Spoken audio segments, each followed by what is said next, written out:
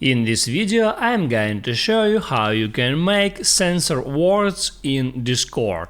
That is quite simple and easy to do, guys, so let's begin.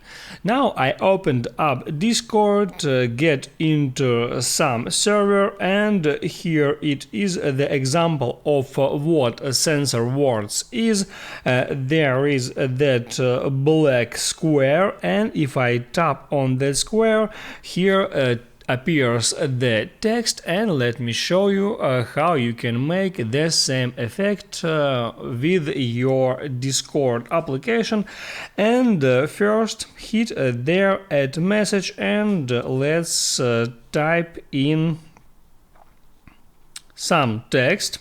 And now all you have to do is hit on that digits icon, next hit at that symbols icon, and here you have to find that vertical line symbol, and now just type in two symbols at the end of this text and at the start of this text, and then just hit send. Now you see the black square, you can tap on it to see the text. If this video helped you out, don't forget to like and subscribe.